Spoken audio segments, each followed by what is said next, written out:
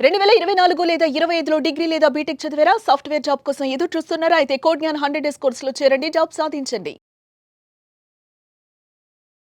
Pregnancy plan చేసేటప్పుడు ముందుగా తీసుకోవాల్సిన జాగ్రత్తలు అని చెప్తూ ఉంటారు. అండ్ అదే విధంగా రైట్ ఏజ్ ప్రెగ్నెన్సీ అంటే ఏంటండి అది? ఇప్పుడు ఒక వుమన్‌కి రైట్ ఏజ్ అనేది ఎప్పుడు అంటే తను ఫిజికలీ, మెంటలీ ఫిట్ ఉండాలి. అంటే ఫిజికలీ కూడా తను ఆ 9 మంత్స్ ఆఫ్ జర్నీ ఒక బేబీని నరిష్ చేసేలాగా ఫస్ట్ మీ బాడీ ఉండాలి కదా. అసలు మీకే 100 డెఫిషియన్సీలు ఉన్నాయనుకోండి, బేబీకి న్యూట్రిషన్ ఎక్కడ వెళ్తుంది? ఇప్పుడు మీకే హిమోగ్లోబిన్ 7 8 ఉంది, బేబీకి ఎక్కడ వెళ్తుంది ఐరన్? సో ఫస్ట్ ఇమీడియట్గా మీరు చేసుకోవాల్సిన బ్లడ్ టెస్ట్లు ఏంటంటే అసలు మీకు ఐరన్ లెవెల్స్ ఎంత ఉన్నాయి, ఫోలిక్ యాసిడ్ ఎంత ఉంది, B12 వైటమిన్ డి లెవెల్స్ ఎలా ఉన్నాయి, అసలు థైరాయిడ్ పీసీఓడి లాంటి ప్రాబ్లమ్స్ ఏమైనా ఉన్నాయా, ఫస్ట్ అవి చూసుకోవాలి. ఫ్యామిలీ హిస్టరీలో డయాబెటీస్ కానీ హైపర్ టెన్షన్ బీపీ కానీ ప్రాబ్లమ్స్ ఉంటే ఫస్ట్ అవి చూసుకోవాలి. తర్వాత ఇన్ఫెక్టివ్ డిసీజెస్ ఉంటాయి కొన్ని, టార్చ్ టెస్ట్లు అంటాం అనమాట వాటిని, TORCH. ఈ 5 ఇన్ఫెక్షన్స్ ఉంటే మిస్క్యారేజెస్ అయ్యే రిస్క్ ఎక్కువగా ఉంటుంది. సో ఈ టార్చ్ టెస్ట్ అనేది కంపల్సరీగా చేయించుకోవాలి. ఓకే, సో ఈ టెస్ట్లు ఏంటంటే బేసిక్ అనమాట కొంచెం. తర్వాత ఏంటంటే ఇప్పుడు లేట్ ప్రెగ్నెన్సీస్ ఆఫ్టర్ 25 ఉన్నారు, బట్ డిలే చేయాలనుకుంటున్నారు అనుకోండి 30 తర్వాత వరకు, వాళ్ళు ఏంటంటే ఫస్ట్ వాళ్ళ ఎగ్ రిజర్వ్ ఎంత ఉంది అనేది చూసుకోవాలి. దాన్ని AMH అనే ఒక టెస్ట్ అంటాము. AMH తో మీకు ఎగ్ రిజర్వ్ ఎంత ఉంది, సో అప్రాక్సిమేట్ గా మీరు ఎన్ని ఇయర్స్ ప్రెగ్నెన్సీ డిలే చేసుకోవచ్చు అనేది ఒక ఐడియా కోసం వస్తుంది. ఇప్పుడే ప్రెగ్నెన్సీ ప్లాన్ చేసుకుంటుంటే ఇందాక చెప్పిన టెస్ట్లు చూసుకుని వైటమిన్ డెఫిషియన్సీస్ ఏదైనా ఉంటే కరెక్ట్ చేసుకుంటే హ్యాపీగా న్యాచురల్ గా కన్సీవ్ అవ్వచ్చు. Okay, so anywhere between 21 to 30 అనేది రైట్ ఏజ్.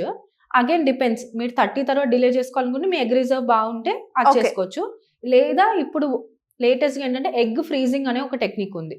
సో మీ ఎగ్స్ ని కలెక్ట్ చేసి మనం అంటే లెసర్ దాన్ 0 degrees లో మనము స్టోర్ చేస్తారనమాట ఎగ్స్ ని.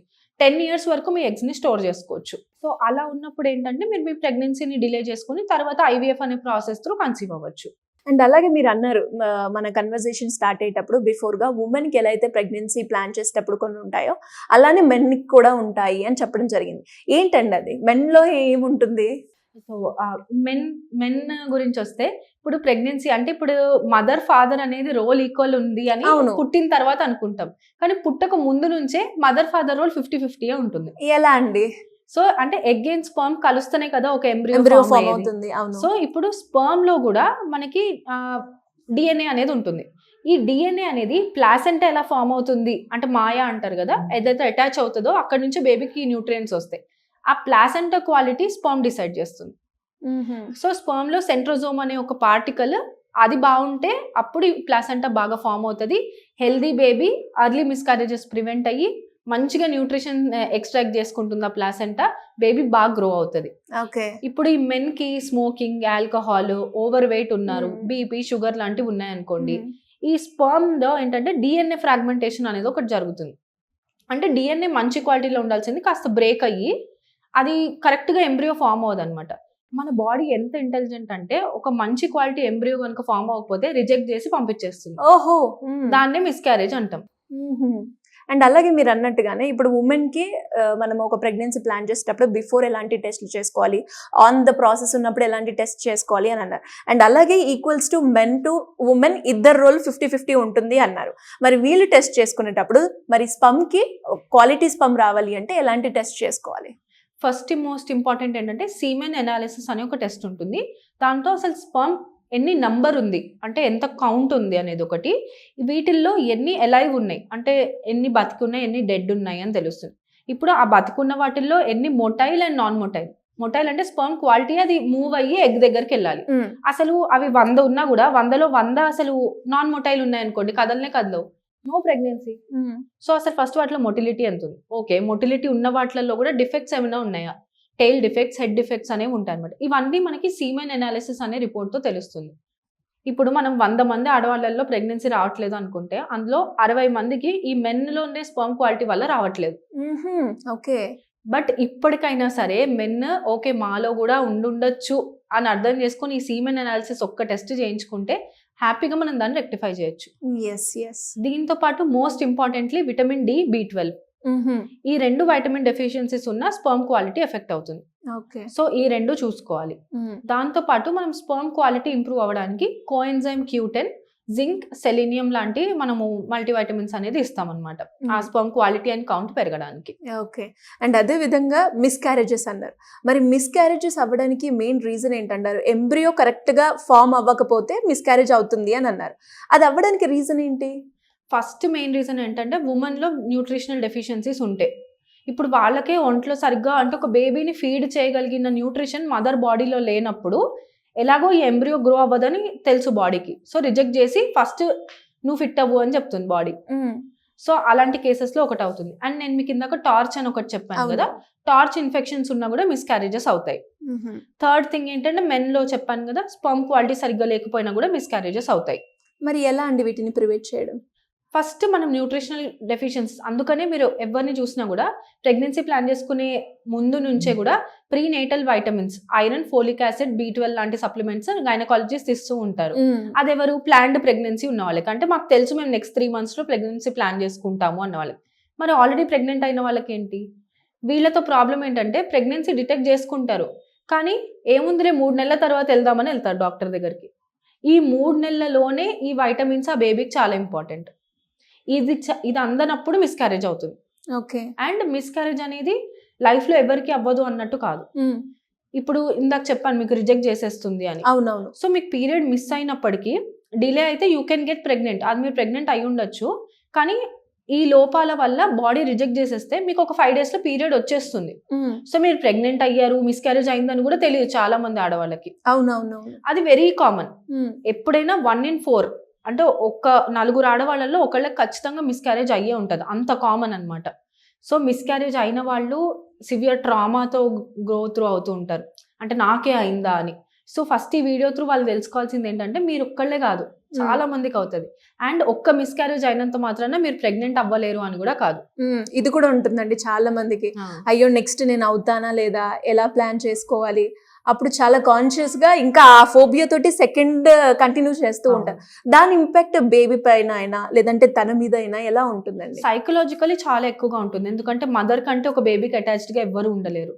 సో తనని ఆ టైంలో సైకలాజికల్ గా మీరు ఎంత సపోర్ట్ ఇస్తే యాజ్ ఫ్యామిలీ, మనకి ఇండియన్ సొసైటీలో ఎలాగా మిస్క్యారేజ్ అయిందంటే ఉమెన్ మీద బ్లేమ్ చేస్తారు.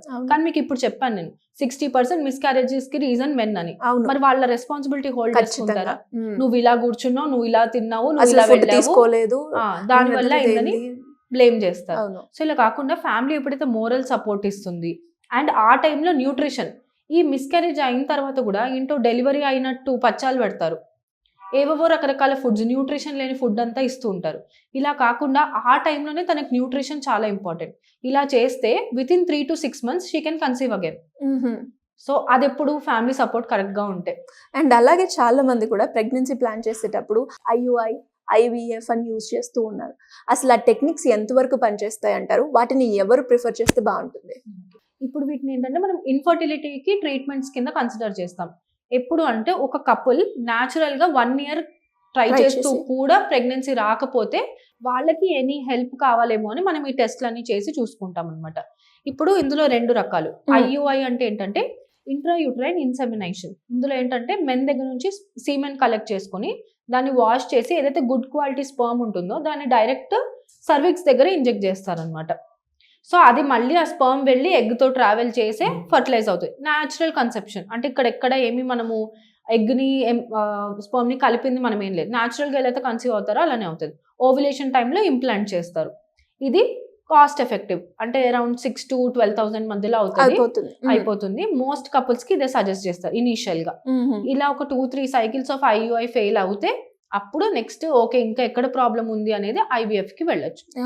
IVF రిలేటివ్లీ కొంచెం ఎక్స్పెన్సివ్, in lakhs ఉంటుంది ట్రీట్మెంట్. సో అది ఎప్పుడు అంటే ఉమెన్ ఏజ్ బాగా ఎక్కువ అయిపోతుంది, అబౌవ్ 30 ఉన్నారు, వాళ్ళకి తొందరగా కన్సీవ్ అవ్వాలని చెప్పి ఉంటుంది, వాళ్ళకి టైం లేదు, ఎగ్ రిజర్వ్ చాలా లో ఉంది, గుడ్ క్వాలిటీ ఎగ్స్ చాలా తక్కువ ఉన్నాయి అన్నప్పుడు టైం వేస్ట్ చేయకుండా IVF కి వెళ్ళొచ్చు. కాకపోతే ఇప్పుడు మన దురదృష్టానికి ఏంటంటే ప్రతి వాళ్ళు IVF కే వెళ్ళాలనుకుంటున్నారు. చేతిలో డబ్బులు ఉన్నాయి, IVF సెంటర్స్ కి కూడా కావాల్సింది అదే. సో ఇలాగ మిమ్మల్ని మీరు ఎక్స్ప్లాయిట్ చేయకుండా ఫస్ట్ మీ బాడీని అర్థం చేసుకోండి. Give your self 1 year. 1 yearలో మీ బాడీని ఫిట్ గా చేసుకోండి. మీరు న్యూట్రిషనల్ డెఫిషియన్సీస్ తగ్గించుకోండి. PCOD, థైరాయిడ్ లాంటి ప్రాబ్లమ్స్ ఉంటే చేసుకుంటే ఎందుకు కన్సీవ్ అవ్వరు? ఇవన్నీ చేసినా అవ్వకపోతే అప్పుడు ఇలాంటివి ఏమైనా హెల్ప్ తీసుకోవాలి. ఓకే. అండ్ మీరు అన్నట్టుగానే అంటే ఐయుఐ కన్నా ఐవీఎఫ్ కన్నా వెళ్ళేటప్పుడు మెన్కైనా ఉమెన్కైనా ఈ ఏజ్ వరకు బాగుంటుంది, దీని తర్వాతే డాక్టర్ ట్రై చేయాలనో లేదు వాళ్ళ ప్రకారంగా వాళ్ళ బాడీని ట్రైన్ చేసుకోవాలన్నా, ఎందుకంటే అప్పటికే ఆ ఏజ్ అనేది డిలే అయిపోయింది. సో అలాంటప్పుడు ఎవరైనా కూడా ఒక ఏజ్ ఉండాలి అంటే ఏ ఏజ్ వరకు బాగుంటుంది అంటారు? ఇవైనా కూడా ఈ టెక్నిక్స్ యూజ్ చేయాలి అంటే సో ఇప్పుడు ఈ కాలంలో ఎలా అయిపోయిందంటే ఏజ్తో సంబంధం లేకుండా నార్మల్గా మెనోపాజ్ అనేది ఎప్పుడు మనం 45-50 తర్వాత చూస్తున్నాం. కానీ ఇప్పుడు చూసుకుంటే ఎర్లీ ఓవేరియన్ ఫెయిల్యూర్ అంటే అసలు ఓవరీస్లో ఎగ్స్ అనేది ఉండట్లేదు, 30కే అయిపోతున్నాయి. ఇలా ఉన్నప్పుడు మరి 28కి వాళ్ళు ఐవీఎఫ్కి వెళ్ళాల్సి వస్తుంది, ఎందుకంటే అసలు వాళ్ళకి ఎగ్ రిజర్వ్ లేదు. మరి అలాంటి పరిస్థితిలో ఏం చేస్తాం? సో ఈ ఏజ్ వాళ్ళకే ఐవీఎఫ్ అన్నట్టు ఏం లేదు. అది మీ ఫిజికల్ అంటే మీ టెస్ట్లు మనం చేసిన తర్వాత మీకున్న ప్రాబ్లమ్స్ బట్టి అసెస్ చేయాల్సి ఉంటుంది. ఐవీఎఫ్లో ఏం చేస్తారంటే మీకు ఇలా ఎగ్స్ హెల్తీగా గ్రో అయ్యేలాగా చేసి ఎగ్ని ఎక్స్ట్రాక్ట్ చేసి ఒక అంటే డిష్లో బేసిక్గా టెస్ట్ ట్యూబ్ బేబీ అంటారు కదా, అలాగా ఎగ్ ఇంకా స్పర్మ్ని ఫ్యూజ్ చేసి ఎంబ్రియో తయారైన తర్వాత దాన్ని తీసుకెళ్ళి మీ యూట్రస్లో ఇంప్లాంట్ చేస్తారు. అక్కడ కూడా మీ యూట్రస్ హెల్దీగా లేదనుకోండి, ఎంబ్రియో ఇంప్లాంట్ అవుతుందా? ఇందాక మనం అనుకున్నాం లేదు, రిజెక్ట్ అవుతుంది. సో ఐవీఎఫ్ లో కూడా 100% వర్క్ అవుతుందని లేదు, అందుకే 50-50 అని చెప్తారు ఐవీఎఫ్ లో కూడా. ఎప్పుడైనా సరే మీ బాడీని ప్రెగ్నెన్సీగా రెడీ చేసుకోవడం మీ బాధ్యత. ఒక మంచి హెల్దీ ఫుడ్, లైఫ్ స్టైల్ అన్ని కూడా ప్రాపర్ గా ఉంటే కొంచెం ఏజ్ డిలే అయినా కూడా మనం ప్రాపర్ గా ప్రెగ్నెన్సీని ప్లాన్ చేయొచ్చు అంటారు. దీనికి ఫస్ట్ మోస్ట్ థింగ్ ఏంటంటే అందరూ నెగ్లెక్ట్ చేసేది స్లీప్. అసలు నిద్ర లేకపోతే you can not get pregnant. 7 to 8 hours sleep మీకు లేదు అని అంటే అసలు మీ బాడీ ప్రెగ్నెన్సీకి ఎప్పటికీ రెడీ అవ్వదు. అంత ఇంపాక్ట్ ఉంటుందండి, చాలా ఇంపార్టెంట్. ఎందుకంటే మన బాడీలో రిపేర్ మెకానిజం అంతా మనం పడుకున్నప్పుడే అవుతుంది. గ్రోత్ హార్మోన్ అనేది ఒకటి ప్రొడ్యూస్ అవుతుంది. మన బాడీలో ఎక్కడెక్కడ డ్యామేజ్ ఉన్నా కూడా అది వెళ్ళి క్విక్ ఫిక్స్ లాగా అంతా రాత్రి వర్క్ చేస్తూ ఉంటుంది. మరి మనం రాత్రి అంతా మెలుకుంటే రిపేర్ వర్క్ ఎప్పుడు చేస్తుంది? కార్టిసాల్ లెవెల్, స్ట్రెస్ ఎక్కువ పెరిగిపోతూ ఉంటుంది. ఈ కార్టిసాల్ హార్మోన్ ఉన్నా కూడా కన్సీవ్ అవ్వలేరు, స్లీప్ లేకపోయినా కన్సీవ్ అవ్వలేరు. ఇంకా ఈ రొటేషనల్ షిఫ్ట్స్ ఉంటాయి చూడండి, ఒక నెల ఒక షిఫ్ట్ లో ఇంకో నెల ఇంకో షిఫ్ట్, నైట్ షిఫ్ట్స్, ఇలాంటి వాళ్ళు కూడా కన్సీవ్ అవ్వడం ఇంపాసిబుల్, చాలా రేర్. అలా ఉన్నప్పుడు ఓవర్ వెయిట్, ఒబెసిటీ ఉన్నా కూడా వెరీ వెరీ రిస్కీ. ఇప్పుడు ఒబెసిటీ అనేది బిఎంఐ అనే మెజర్, అంటే మీరు ఓవర్ వెయిట్ ఉన్నంత మాత్రాన, అంటే మీ బరువు ఎక్కువ ఉన్నంత మాత్రాన ఒబీస్ అని కూడా లేదు. మీకు మజిల్ మాస్ బాగుందనుకోండి, యు ఆర్ నాట్ ఒబీస్. మీరు ఫిట్గా ఉండి ఒక అంటే నార్మల్ లుకింగ్ హ్యూమన్ బీయింగ్ కంటే, ఇప్పుడు సపోజ్ నేనే ఉన్నాను, నా హైట్ వాళ్ళకంటే ఐ మైట్ లుక్ బల్కియర్, బట్ నాకున్న మజిల్ మాస్ ఎక్కువ. అలా ఉన్నప్పుడు యూ హ్యావ్ గుడ్ టెండెన్సీ. కానీ అలా కాకుండా ఫ్యాట్ తినేసి, షుగర్స్ తినేసి బాడీ పెంచేసుకున్నాను అనుకోండి, అప్పుడు కూడా యువర్ బాడీ విల్ రిజెక్ట్. ఎందుకంటే షుగర్స్ తింటున్నారంటే మీ బాడీలో ఇన్ఫ్లమేషన్ చాలా హైగా ఉంది. ఇలాంటి అన్ని కేసెస్లో ప్రెగ్నెన్సీ అవ్వదు. ఇక్కడే మనం లైఫ్ స్టైల్ ఫిక్స్ గురించి మాట్లాడేది. ఏమీ చేయక్కర్లేదు, టైంకి ఇంట్లో చేసిన ఫుడ్ తిని ప్రతిరోజు ఒకే టైంకి పడుకుంటే చాలు. మీరు 1 o'clockకి పడుకోండి, ఎవ్రీడే 1 o'clockకి పడుకోండి. ఇవాళ 1, రేపు 3, 4, రాత్రంతా నెట్ఫ్లిక్స్ చూసాం, ఇంకోటి ఏదో చేసాం అనుకోకుండా మీ డే రొటీన్ని ఒక సిస్టంలో పెట్టుకున్నారంటే మీ బాడీ హార్మోన్స్ అదే రకంగా పనిచేస్తుందంట. అదొక్కటే ఫిక్స్. సూపర్ అండి. మీరు చెప్తూ ఉంటే పాతకాలంలో చాలా వరకు 7కి తినేసి 9కి పడుకొని 3 పూటలు ఏవైతే తినాలో ఆ టైంకి ఫాలో అయితే వాళ్ళ ఏజ్ ఎక్కువైనా కూడా ఎంతమంది పిల్లల్ని తీసుకోవడానికైనా వాళ్ళు రెడీగా ఉన్నారు. 12 members, 6 members. కానీ ఇప్పుడు ఒక్కల్ని, ఇద్దరిని, వాళ్ళని కూడా మనము ఆర్టిఫిషియల్ మెథడ్స్ని యూజ్ చేస్తూ ఉన్నాం. సో ప్రాపర్గా లైఫ్ స్టైల్ని కనుక మనం మెయింటైన్ చేస్తే మన బాడీ ఖచ్చితంగా మనకు కావాల్సిన రిజల్ట్ అయితే ఇస్తుందంటారు. ఎనీవేస్, గ్రేట్ అవేర్నెస్ అండి. Thank you so much. Thank you. Suman టీవీలో మీ పర్సనల్ అండ్ బిజినెస్ ప్రమోషన్స్ కోసం కింది నెంబర్కి కాంటాక్ట్ చేయండి.